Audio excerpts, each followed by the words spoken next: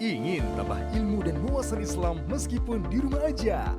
Yuk like dan follow fanpage terbaru Buya Yahya Official.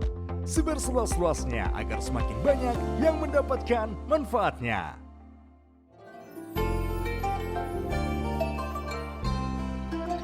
Baik, Buya nampaknya telah masuk satu penelpon. Kita sapa terlebih dahulu. Assalamualaikum.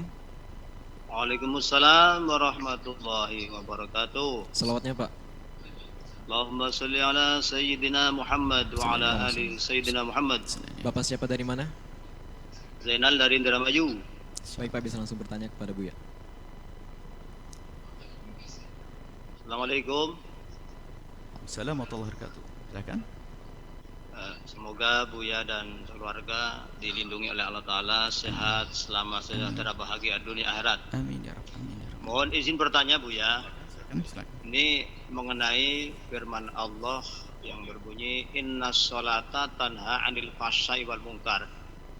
Ini kan apabila seorang muslim sholat rajin, akan tetapi dalam kehidupannya masih bercampur dengan maksiat dan dosa-dosa. Apakah orang semacam ini bisa disebut sebagai orang yang sholatnya belum benar atau bagaimana Bu ya? Karena banyak di antara kita sholat 5 waktu rajin, akan tetapi dalam kehidupannya kadang-kadang ya makan riba, berbuat dosa, maksiat dan lain sebagainya.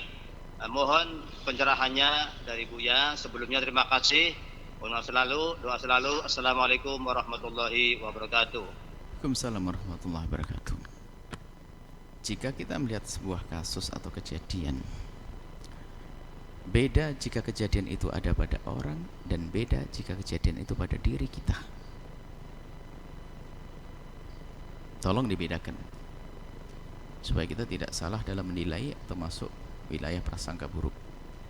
Kalau kejadian yang seperti itu ada pada kita, komentarnya beda. Dengar nanti. Jika ini urusannya dengan orang, misalnya ada orang dia rajin sholat, tapi dia masih selalu melakukan kemaksiatan, ya jangan prasangka buruk lalu berkata sholat gombal, lah nggak boleh begitu. Kita mengadu kepada Allah, ya Allah, semoga kau terima sholatnya, dan dengan sholatnya ya Allah, semoga kau hentikan kemungkarannya, gitu. Jangan lalu kita menjejer begitu, alah sholat apaan tapi pun masih begini, sholat rajin nggak menutup aurat, sholat rajin mabuk, sholat terus bagaimana? Sudah mabuk suruh nggak sholat sekalian, dia masih lumayan mabuk tapi sholat daripada yang sudah mabuk nggak sholat, kan begitu. Cobalah kita mandang orang dengan nilai positif. Kadang kita itu kalau sudah marah sama seorang tuh nggak bisa melihat sisi baiknya. Ya sholat ini masalah mandang dulu, masalah tanha nanti kita jelaskan. Sholat tanha anil fahsya'i wal munkar. Seperti itu dalam pandang orang itu jangan selalu kita mandang picik. Kalau dia rajin sholat, alhamdulillah dia rajin sholat banget. Ya Allah, semoga dengan sholatnya kau jaga lisannya agar tidak celkat-celkit. Semoga dia bisa terhindar dari riba ya Allah. Begitu. Nah kalau pada diri kita beda. Nah pada diri kita ini baru sah mengamati tanha anil fahsya'i wal munkar. Kenapa saya ini rajin sholat kok tapi masih saja melakukan kemungkaran, ini kenapa ini? Nah baru kita setelah itu koreksi diri kita, sholat kita kurang benar, ternyata sholat saya belum bisa menghentikan kemungkaran, tambah khusyuknya, maka dibenahi sholatnya. Sholat harus memenuhi rukun-rukunnya, kalau telah memenuhi rukunnya, syarat-syaratnya, dibahas syaratnya sempurna. Air berwudu, airnya dari mana kau dapat? Sholat menutup aurat, iya sih auratnya bajunya dari mana nih? Aduh bajunya dari riba ini, pantesan saya pun tidak bisa berhenti dari riba, maka saya harus cari baju yang benar. Dia benahi sholatnya. Rumah, Masya Allah, gimana saya bisa benar? Saya sholat di rumah ini kan hasil riba saya atau hasil ini. Akhirnya dia gelisah terus. Nah, kalau begitu, kalau ngoreksi diri begitu. Makanya benar, bukan untuk nilai orang. Kalau untuk nilai diri benar. Kalau ada orang sholat kok masih pekerjaannya haram, itu sholatnya yang belum benar. Itu untuk diri ya, jangan nilai orang ya. Bahaya nilai orang. Al-Quran untuk aku kok. Sekarang Al-Quran untuk dia, bukan untukku. Salah, Al-Quran untuk aku. Itu loh. Jadi jangan salah menilai orang. Aku, kalau nilai orang beda caranya.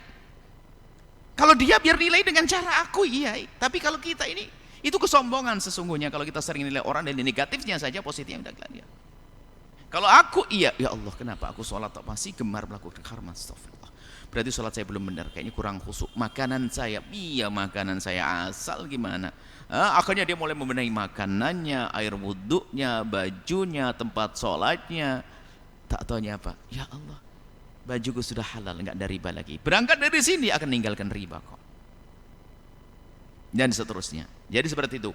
Benar kalau koreksi untuk diri, ada orang melakukan sholat rajin, akan tapi kok masih ternyata kemaksiatan masih berjalan, berarti yang perlu dikoreksi adalah sholatnya. Allah yang berfirman enggak mungkin salah. Sholat tanhanil fahsya'i wal munkar.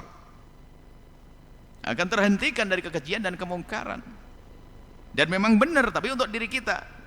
Jadi kalau memang kita masih sudah sholat, maka dikatakan sholat itu adalah pokok terpenting dalam ibadah. Kalau dilihat sholatnya baik, yang lainnya baik. Sholatnya benar, dia sholat yang benar dengan syarat-syarat zahir dan syarat batin tadi.